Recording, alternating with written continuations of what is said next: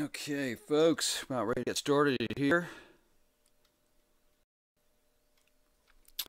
Hey, good morning, everybody. This is, what is it? It's the Linglestown Gazette Morning Update, the LGMU. That's the acronym. And I'm Bill Bostic, your host. We're brought to you by Consolidated Insurance Services. Owned and operated by David Jones, 6109 Jonestown Road behind the Carnes Food Plaza. Business, auto, home, and life insurances. Let me make sure I'm on the air. Yes, I am. I can see it. They're a longtime primary sponsor of this fine broadcast. And I'm going to assume that everyone can hear me. Yes, there it is. I confirmed it. Also, we're also not only on Facebook Live, but now we're also on our Linglestown Gazette YouTube channel. Just put in Linglestown Gazette and YouTube. You'll find this broadcast over there live as well. So welcome everybody, and here are your top 3 stories for this morning. Today is the day.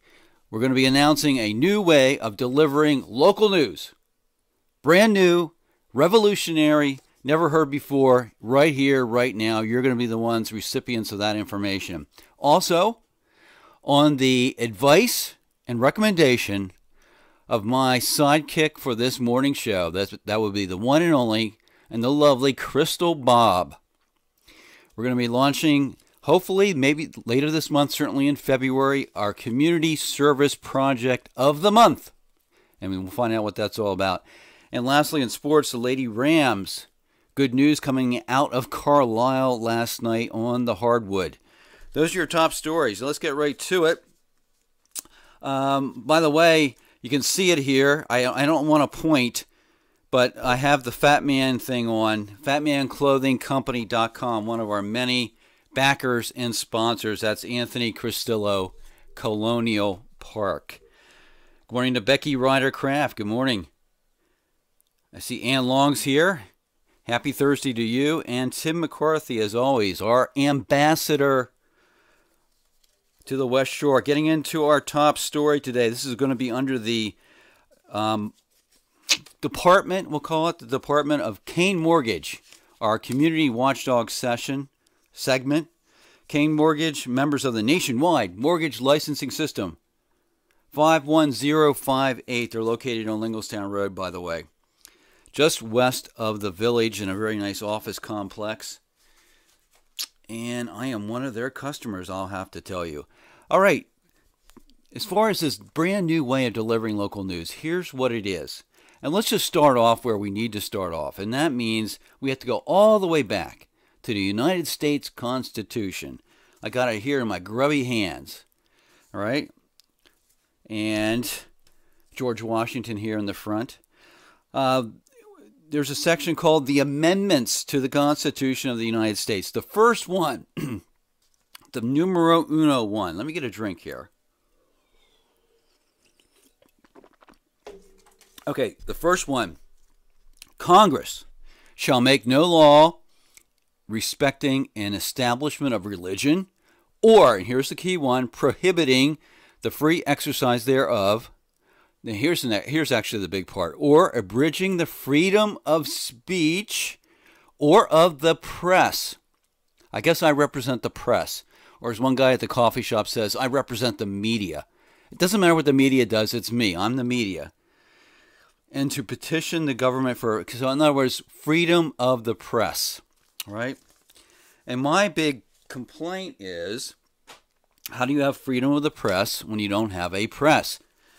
And that's what Linglestown Gazette is endeavoring to do for the local area, for things just beyond your backyard, right?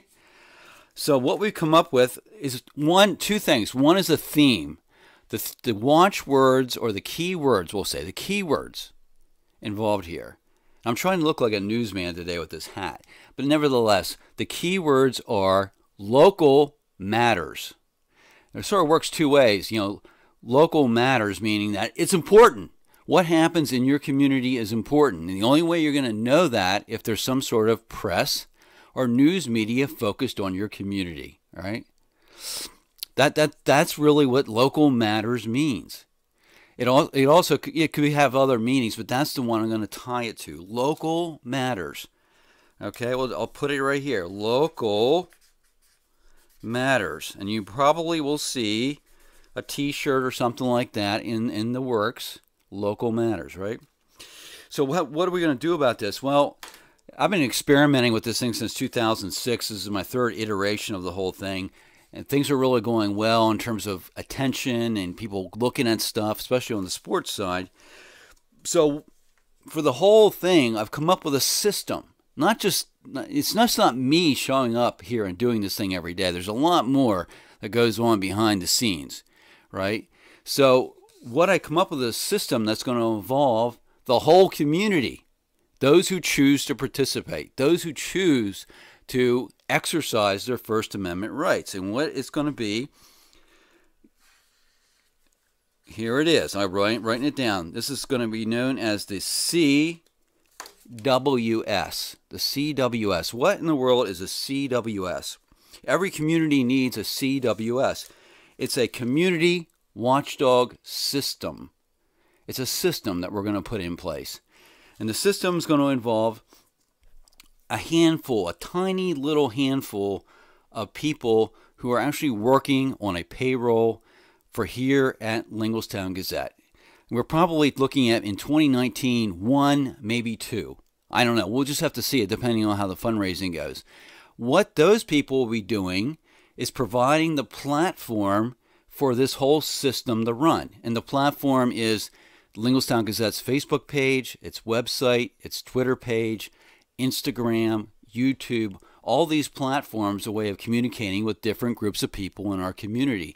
We're responsible for getting that in place, maintaining it, filling it with information, and making it all operate. In fact, we're also, actually right now, back in business on the Alexa systems, those Amazon Dots and Echoes and all that kind of stuff, as well as the Google Home. We have the Treble FM.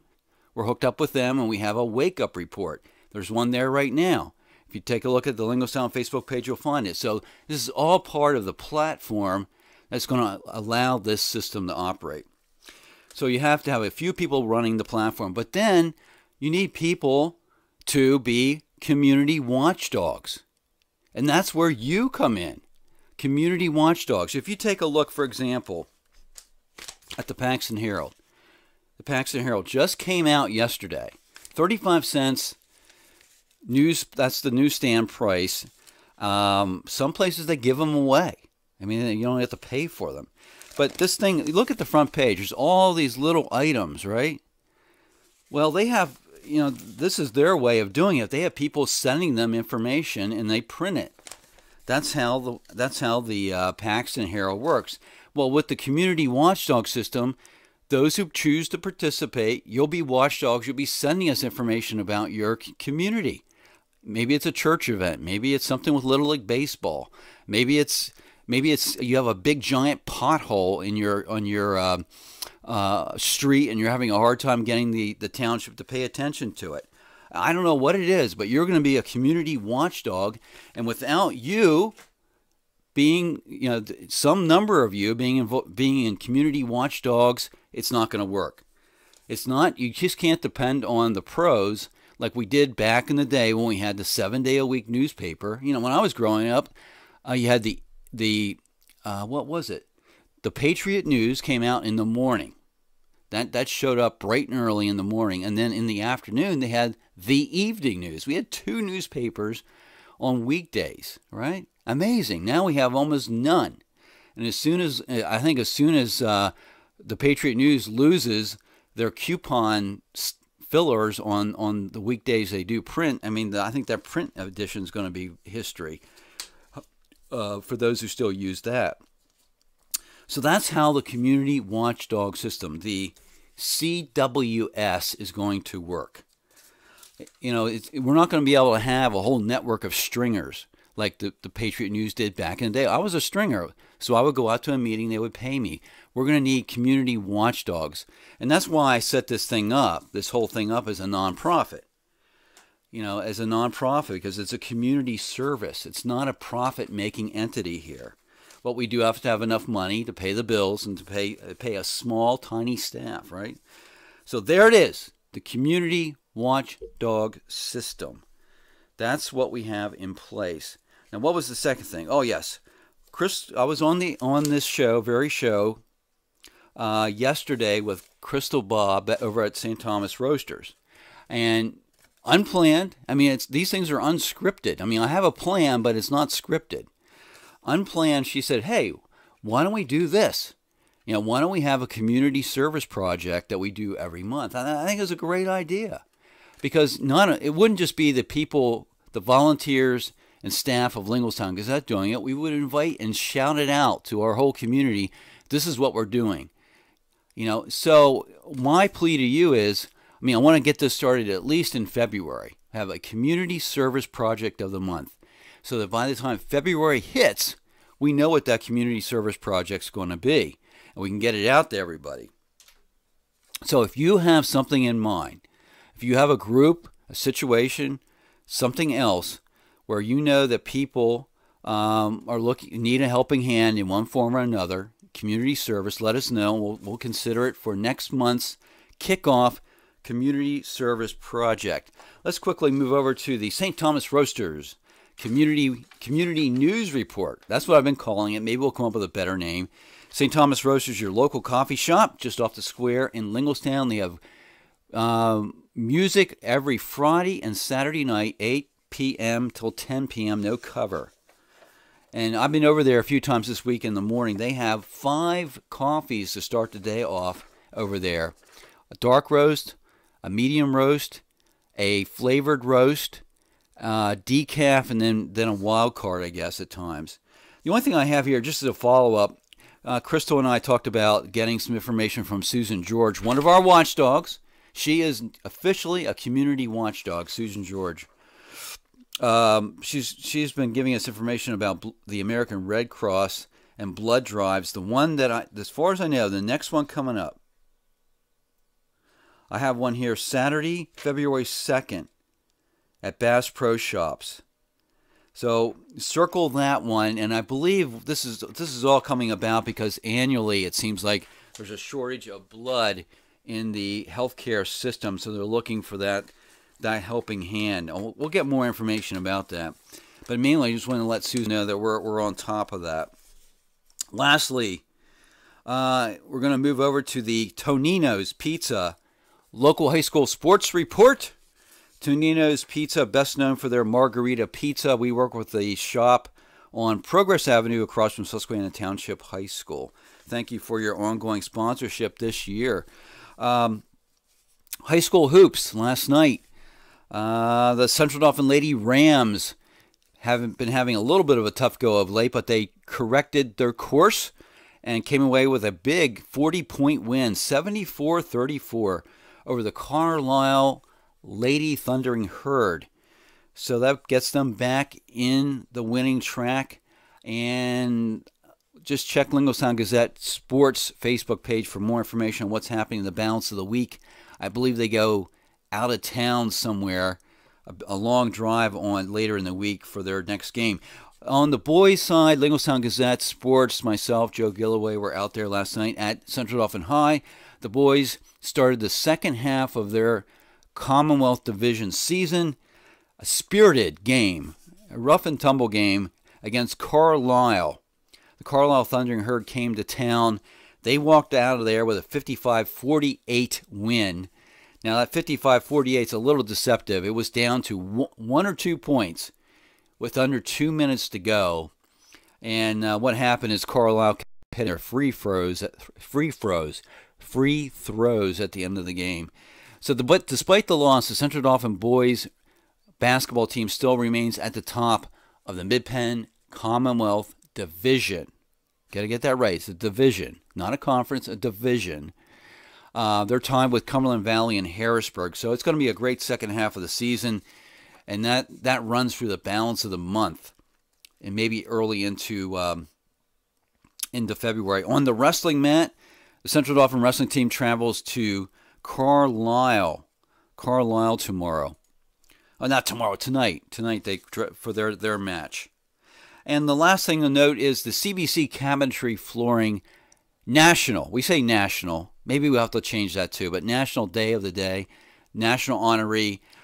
Despite the loss, I'm going to honor Central Dauphin Rams basketball head coach Wayne Fletcher for just an outstanding job with the boys team, turning that around. Last year, 3 wins. This year, they already have 11. Amazing turnaround. He's doing a great job. I've seen him work close. I've been in the sort of the back stages, seeing him interact with players. He's gotten them involved with community service. I think the school district made a great pick in bringing Wayne Fletcher in to help these guys turn their fortunes around on the hardwood. That does it, folks. That's it.